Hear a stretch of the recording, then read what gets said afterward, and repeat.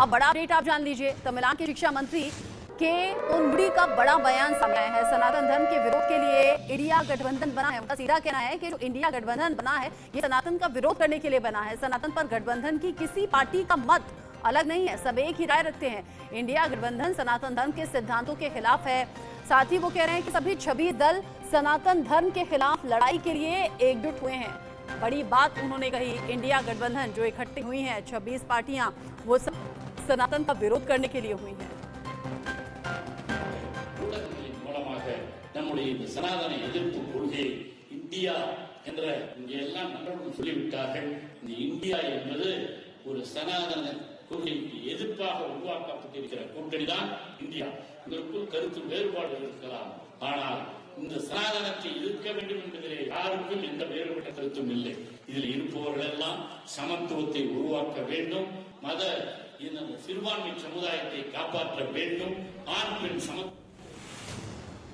मैंने कहा कि सनातन धर्म को लेकर जब विरोध में बयान दिया गया तो अब एक के बाद एक रिएक्शंस भी सामने आ रहे हैं और आपने जाना कि जो 26 दल एक साथ इकट्ठा हुए हैं इंडिया गठबंधन में, उसको लेकर अब सवाल उठ रहे हैं। और इसी बीच सनातन विरोधियों पर भड़के हैं गजेंद्र सिंह शेखावत। हालांकि उन्होंने विवादित बयान दे दिया है। वो कह रहे हैं कि जो विरोधी शब्द बोले जाएंगे, जो सनातन का विरोध करेगा उसकी जुबान खींच ली जाएगी। विरोधी शब्द बोलने वालों की जीभ खींचेंगे। और साथ ही वो कह रहे हैं आंख उठाकर देखा तो आंखें बाहर निकाल देंगे। सनातन विरोधियों को सबक सिखाने की बात रहे हैं। कह रहे हैं सनातन का विरोध नहीं बीच गई और शब्द बोलने वाली जबान को खींच करके बाहर निकाल दे। जो सनातन की तरफ आंख उठा करके देखेगा उठने वाली हर कदमों की तंत्र बांध देंगे। चुनौती देते हैं कि सनातन के विरुद्ध में बात करने वाला कोई भी व्यक्ति इस देश में राजनीतिक ताकत और हैसियत बना करके नहीं रख पाएगा। मंत्री गजेंद्र सिंह शेखावत के बयान पर असदुद्दीन ओवैसी ने निशाना साधा है। ओवैसी कह रहे हैं कि G20 के एजेंडे की बात तो आपने की है, चर्चा में शामिल 78 बिंदुओं का अब तक कोई औचित्य है नहीं। यानी कि इधर गजेंद्र सिंह शेखावत की बात से नाराज ओवैसी दिखे और उधर G20 का जिक्र भी कर दिया। उन्होंने कहा कि जो चर्चा में शामिल 78 पॉइंट्स हैं उनका तो अब तक कोई औचित्य नजर आया ही नहीं। असदुद्दीन ओवैसी जो कि हर बात पर खुलकर बोलते हैं, बेबाक अंदाज के लिए जाने जाते हैं, और जब बात सनातन की हो रही है, जब एक तरफ सनातन के पक्ष में एक तरफ सनातन के विरोध में बातें हो रही हैं, तो असदुद्दीन ओवैसी की एंट्री भी इसमें बीच में हो गई है।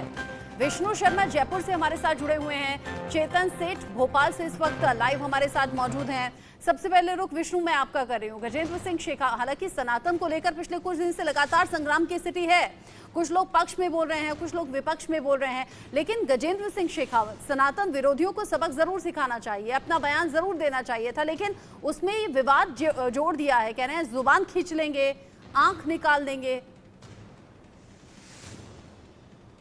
देखिए, राजस्थान में भी अब विधानसभा चुनाव नजदीक है और उसके तुरंत बाद लोकसभा चुनाव होंगे और राजस्थान में ये माहौल बना हुआ है कि बीजेपी सनातन के साथ चुनाव में जाएगी। सनातन को अगर किसी ने भी कुछ कहा तो बीजेपी खुलकर उसका विरोध करती है। जब से ये सनातन के खिलाफ बयान आने शुरू हुए हैं तब से ही इंडिया गठबंधन को लेकर लगातार बीजेपी हमलावर है। अभी कुछ दिन पहले जब राजस्थान में केंद्रीय मंत्री अमित शाह आए थे, उन्होंने भी ये कहा था कि जो सनातन के खिलाफ जो लोग बोल रहे हैं वो धीरे धीरे खत्म हो जाएंगे, कम हो जाएंगे। अब कल गजेंद्र सिंह शेखावत ने बड़ा बयान दिया है कि जो सनातन के खिलाफ बर्दाश्त नहीं किया जाएगा और जो सनातन के खिलाफ जो लोग बोल रहे हैं वो अपमान हमारे बुजुर्गों का कर रहे हैं। जिन लोगों ने सनातन के लिए बलिदान दिए उन लोगों का अपमान ये तमाम लोग कर रहे हैं। साथ के साथ भी जो कांग्रेस की सरकार राजस्थान में है उस पर भी जमकर हमला बोला। अब देखिए, राजस्थान में अब चुनाव नज़दीक है और बीजेपी ने जब पिछली बार अपने चुनावी समीकरण निकाले थे, हालांकि बीजेपी को हार मिली थी, लेकिन पिछली बार भी वो सनातन के साथ चुनाव लड़े थे, हिंदुत्व को आगे लेकर आए थे। और इस बार भी राजस्थान में यही देखने को मिलेगा कि बीजेपी किसी भी तरह से हिंदुत्व के एजेंडे को नहीं छोड़ना चाहती, हिंदुत्व के साथ चुनाव लड़ेगी। अभी तमाम जो नेता केंद्र के राजस्थान में लगातार आ रहे हैं, बीजेपी की परिवर्तन यात्रा जो चल रही है उस पर भी लगातार हिंदुत्व की बात की जा रही है और जो हिंदुत्व के विरोध में जो बयान आ रहे हैं उनका पुरजोर तरीके से बीजेपी की ओर से विरोध किया जा रहा है, क्योंकि बीजेपी अब किसी भी हालत में नहीं चाहती है कि किसी भी तरह के एजेंडे देश में चले और तमाम तरह की जो चीजें सनातन के खिलाफ बोली जा रही है उनको एक तो सनातन का विरोध बर्दाश्त नहीं, दूसरी तरफ जो सनातन धर्म से जुड़े हुए वोट बैंक हैं वो कतई प्रभावित ना हो, वो पूरी तरह से बीजेपी के साथ रहें। ये भी एक कोशिश इन बयानों के पीछे नजर आ रही है, क्योंकि केंद्र से लेकर राज्य तक हर तरफ से इस तरह के बयान एकजुट होकर सामने आ रहे हैं। चेतन सेठ मेरे साथ हैं भोपाल से। चेतन सेठ, चूंकि आने वाले वक्त में तो मध्य प्रदेश में भी चुनाव होने हैं, सनातन को लेकर इस संग्राम की स्थिति में कौन कौन से बड़े चेहरे, क्या क्या बयान अब तक सामने आए हैं? देखिए, बिल्कुल जिस तरीके से उदयनिधि का जब बयान आया था, उसके बाद सबसे पहला बयान मध्य प्रदेश से बाबा बागेश्वर का आया था। बाबा बागेश्वर ने उनके लिए रावण करार दिया है। बाबा बागेश्वर ने कहा था कि इस तरह के बयान, हिंदुत्व को लेकर अगर कोई भी बयान देता है तो वो रावण के समान होगा। मध्य प्रदेश में आगामी विधानसभा चुनाव है और 2023 के चुनाव से इस तरीके की राजनीतिक पार्टियां केवल हिंदुत्व एजेंडे का सहारा ले रही हैं। कांग्रेस भी इस तरह के बयानों से चूकने से बच रही है, क्योंकि कांग्रेस भी लगातार मध्य प्रदेश में कथाएं करा रही है, बीजेपी भी कथाएं करवा रही है। तो दोनों ही राजनीतिक दल यहाँ पर बड़ी तादाद में और 230 सीट विधानसभा सीटों पर दोनों ही हिंदुत्व के एजेंडे का सहारा ले रहे हैं। मध्य प्रदेश में बीजेपी की ओर से जन आशीर्वाद निकाली जा रही है। जन आशीर्वाद यात्रा में जन जन के पूरे मतदाताओं तक 230 विधानसभा सीटों पर हिंदुत्व का सहारा लिया जा रहा है, क्योंकि हिंदुत्व के सहारे से ही बीजेपी और कांग्रेस की नैया पार लगने वाली है। दोनों ही राजनीतिक दलों को अच्छी तरह पता है। तो यही कारण है कि किस तरीके से बयानबाजी से हिंदुत्व को लेकर अगर कोई भी बयान समर्थन में देता है तो राजनीतिक पार्टियां उसके समर्थन में आ रही हैं। अगर विरोध में कोई बयान दे रहा है तो बयान देने से राजनीतिक पार्टियां बच रही हैं, क्योंकि राजनीतिक मंच से जब एक कल भी ऐसी ही घटना सामने आई जहां पर कथाओं के पंडाल के मंच से बाबाओं ने राजनीतिक पार्टियों का प्रचार किया। यहाँ पर कमल पर फूल देने की वोट देने की बात की गई। कमलनाथ ने जब छिंदवाड़ा में कथा कराई थी, उसमें कमलनाथ के वोट देने की बात की गई। तो राजनीतिक पार्टियां किसी भी बाबाओं का विरोध करना नहीं चाहती, उनके समर्थन लेकर राजनीतिक मैदान में उतर रही हैं। यही कारण है कि अब राजनीति के मंच पर धर्म गुरुओं का सहारा लिया जा रहा है। बाकी बड़े मसलों के साथ में हिंदुस्तान की राजनीति में ऐसा होता नहीं कि धर्म और जाति का जिक्र हो, और इसे खुलकर भुना भी अब सभी पार्टियां रही हैं, और उसमें सनातन अभी फिलहाल हॉट टॉपिक बना हुआ है। आप रहिएगा हमारे साथ। सनातन क्या है, इसको लेकर कई बार बहस हो चुकी है। सुप्रीम कोर्ट भी ये कह चुका है कि सनातन जीवन जीने की पद्धति है, जीवन को जीने की शैली है। डीएम के नेता उदयनिधि स्टालिन के सनातन पर दिए गए बयान का मामला अभी ठंडा भी नहीं हुआ था कि कांग्रेस नेता राहुल गांधी ने हिंदू धर्म और बीजेपी को लेकर पेरिस में एक बयान दे दिया, जिससे एक बार फिर से सनातन पर संग्राम छिड़ा हुआ है। इस बयान पर बीजेपी का जवाब आता उससे पहले महाराष्ट्र के पूर्व सीएम उद्धव ठाकरे को राम मंदिर के उद्घाटन से पहले गोधरा कांड की याद आ गई है। सवाल यह है कि क्या ये सब कुछ एक सोचा समझा प्लान है? क्या सनातन को बदनाम करने की कोशिश हो रही है? अगर राहुल गांधी ने गीता और उपनिषदों को पढ़ा है तो फिर सनातन के अपमान पर वो अब तक मौन क्यों है? ऐसे कई सवाल अब उठ रहे हैं। हालांकि उद्धव ठाकरे के इस बयान पर अब संत समाज का रिएक्शन भी सामने आ रहा है। वो कह रहे हैं कि बाला साहब ठाकरे की बात को उद्धव ठाकरे भूल गए हैं, राम मंदिर के सपने को उन्होंने दरकिनार कर दिया है क्योंकि वो कांग्रेस के साथ चले गए हैं।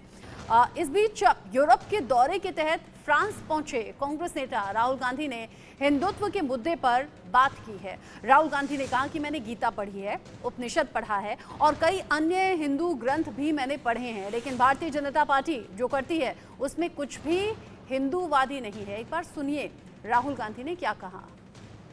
I've read the Gita, I've read number of the Upanishads, I've read many Hindu books. There's nothing Hindu about what the BJP does. There's absolutely nothing Hindu about what they do. Right? I have not read anywhere in no Hindu book, from no learned Hindu person, have I ever heard that you should terrorize, harm people who are weaker than you. BJP and the RSS are trying to do, the heart of what they're trying to do is trying to stop the expression, the participation of lower castes, other backward castes, tribals and minority communities. And for me, in India, where a Dalit person or a Muslim person, tribal person, upper caste person, anybody is being mistreated, is being attacked, is not the India I want. So I think it's very important that this question is taken head on, but I don't think that the type of political imagination that is required is currently there. Rahul Gandhi ने जिस तरह से भारत के बाहर जाकर के भारत की छवि को खराब करने का प्रयास एक बार नहीं अनेक बार किया है, अब जिस तरह से वो वहाँ जाकर के अपने आप को एक सर्टिफिकेट बांट रहे हैं स्वयं के लिए कि मैंने गीता पढ़ी है, मैंने रामायण पढ़ा है, मैंने और धर्मग्रंथ हिंदू धर्मग्रंथ पढ़े हैं, और भारत में रहते हैं तो भी वो कभी वो कोट के ऊपर जनेऊ दिखाते हैं, कभी अपना गोत्र बताते हैं, तो कभी मैं फलाने का वंशज हूँ, कभी मैं शिव भक्त हूँ। और जब सनातन की बारी आती है कि सनातन को नेस्तनाबूद करने वालों के साथ खड़े होते हैं, तब उनकी आंखों में मुंह में दही जम जाता है। देखिए, एक पूर्व मुख्यमंत्री को अगर उनके पास कोई ऐसा वास्तव में कोई इंटेलिजेंस इनपुट है तो निश्चित रूप से उनको इंटेलिजेंस एजेंसीज को और वहाँ की स्थानीय सरकारों को देना चाहिए, केंद्र सरकार को भेजना चाहिए। और अगर इस वक्तव्य में कोई दम नहीं है, सिर्फ एक हॉक्स क्रिएट करने का कोई माध्यम है या कोई ओछी राजनीति के माध्यम से वो ऐसा कर रहे हैं, जो मुझे लगता नहीं कि ऐसा कर रहे होंगे, क्योंकि आखिरकार वो भी पूजनीय बाला साहब देवरस के वंशज हैं। तो राम जन्मभूमि के बारे में आज की डेट में क्या ऐसी कोई कल्पना कर सकता है? गोधरा जैसा कांड रिपीट करने की कोई दुस्साहस कर सकता है? मुझे लगता है कि ऐसे बयानों से अगर कोई राजनीतिक मानसिकता से लेकर दिया गया बयान है तो निश्चित रूप से उनको कन्नी काटनी चाहिए, उस पर क्लैरिफिकेशन देना चाहिए। अगर उनके पास कोई वाकई इंटेलिजेंस इनपुट है तो इंटेलिजेंस एजेंसी को देना चाहिए। तो हिंदू राष्ट्र की मांग क्यों? हिंदू राष्ट्र की मांग करने वाले लोग को अचानक भारत से प्रेम कैसे? इसलिए ये भारत के भी दुश्मन हैं, इंडिया के भी दुश्मन हैं, भारतीय संविधान के भी दुश्मन हैं और भारतीय संविधान निर्माता बाबा साहब डॉक्टर अंबेडकर के भी दुश्मन हैं। इसीलिए इंडिया तो बहाना है, मुख्य रूप से ये संविधान का विरोध है और बाबा साहब डॉक्टर अंबेडकर का विरोध है, जिसको इस देश के लोगों से मेरी मांग है कि भारतीय जनता पार्टी और आरएसएस जो संविधान विरोधी आचरण कर रहे हैं, इनको बाहर का रास्ता दिखाया जाए और 2024 लोकसभा चुनाव में हिंदुज़म को गाली दिया हो, देश को गाली दिया हो, भ्रष्टाचारी चाहे जितना बड़ा हो, वो सब स्वागत है। अब नरेश अग्रवाल जी जो पार्लियामेंट में जिस तरह से कहा था कि राम में रम बसे, और जिस तरह से डॉक्टर संजय निषाद जो इनके पार्टनर हैं कहा कि तो राजा राम जो हैं दशरथ के औलाद ही नहीं और ऋषि श्रृंगी ऋषि के हैं, तो इनको सनातन की चिंता, धर्म की चिंता नहीं है। और एक बात और है कि जिस तरह से उदयनिधि स्टालिन ने स्टेटमेंट दिया और उस स्टेटमेंट को का पॉलिटिसाइजेशन तो ये कर रहे हैं, लेकिन अपने ही साथी से सफाई नहीं मांगी। उन्होंने कहा मैंने सारी धार्मिक किताबें पढ़ी, हिंदुइज्म वो नहीं है जो बीजेपी के लोग कर रहे हैं। किस हिंदू ग्रंथ में लिखा हुआ है कि कौमों के बीच में दीवार खींच दो? किसी कौम से, किसी जाति से सर्टिफिकेट मांगा करो कि तुम देशभक्त हो या ना हो? कौन से ग्रंथ में लिखा हुआ? इन्होंने ये बात कही। इंडिया और भारत दो एक चीज है। मैं तो कह रहा हूं, डर क्यों रहे हैं प्रधानमंत्री जी, आप और आपकी टीम? हमारा भारत भी रहेगा हमारे अलायंस के नाम में, है, रहेगा हमेशा, क्योंकि हम भारतीय हैं। सनातन को लेकर अलग अलग तरह के बयान सामने आ रहे हैं। आपने पक्ष को सुना, विपक्ष को सुना। विष्णु शर्मा जुड़े हुए हैं, चेतन सेठ जुड़े हुए हैं। चेतन, चूंकि आने वाले वक्त में पहले विधानसभा चुनाव लोग देखेंगे, उसके लिए वोट करेंगे, फिर उसके बाद लोकसभा चुनाव के लिए वो तैयार रहने वाले हैं। जब धर्म को लेकर इतना ज्यादा गर्मा गर्म बहस छिड़ी है, बयान एक के बाद एक सामने आ रहे हैं और पिछले कुछ दिन से मुद्दा लगातार गरमाया हुआ है, जरा भी ठंडा नहीं पड़ा। आम लोग इसे कैसे देखते हैं, कैसे सोचते हैं? क्या उनके लिए वाकई प्रायोरिटी में धर्म या सनातन की चर्चा है या फिर बाकी मुद्दे हैं?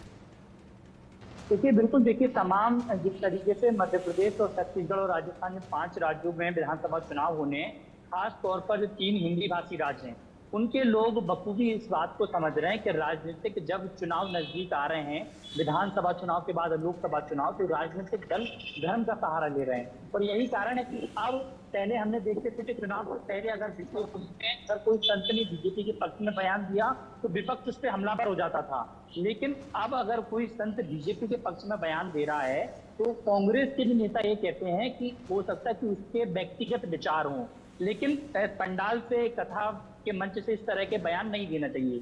लेकिन आम लोग भली भांति समझ रहे हैं, क्योंकि मध्य प्रदेश का नागरिक, हर नागरिक जान रहा है कि पहले धर्म की बात नहीं होती थी, अब चुनाव आ गया है तो मुद्दे से भटकाने की बातें राजनीतिक दल कर रहे हैं। यहाँ पर धर्म की बात ले आते हैं, हिंदू मुसलमान की बात ले आते हैं, और यही कारण है कि जिस तरीके से वोट बैंक को साधने की कोशिश की जा रही है, हमेशा कांग्रेस पर हमेशा आरोप लगते रहे कि कांग्रेस को मुसलमान का वोट बैंक मिलता है और बीजेपी को मुसलमान का वोट बैंक कभी मिला नहीं। यही कारण है कि अब मुस्लिम वोट बैंक को भी साधने की कोशिश की जा रही है, और हमेशा चर्चा ये रहती थी कि हिंदुत्व के जो वोट बैंक रहते हैं वो हमेशा बीजेपी के पक्ष में जाते हैं, लेकिन कांग्रेस भी यहाँ पर तमाम इस तरह के आयोजन मध्य प्रदेश में करा रही है। तो मध्य प्रदेश छत्तीसगढ़, क्योंकि खास तौर पर मध्य प्रदेश अब हिंदुत्व का गढ़ बन गया है, क्योंकि बाबा बागेश्वर और प्रदीप मिश्रा दो संत ऐसे हो गए हैं जो पूरे देश भर में चर्चाओं का विषय बने। बाबा और बागेश्वर पूर्व भी मुख्यमंत्री लगातार कमलनाथ इस तरफ कोशिश करते हुए दिखते भी हैं, कभी बाबा बागेश्वर के साथ तो कभी प्रदीप मिश्रा के साथ, क्योंकि वो जानते हैं कि हिंदुत्व का जो मुद्दा है वो फायदे का रहने वाला है, इसीलिए सॉफ्ट हिंदुत्व पर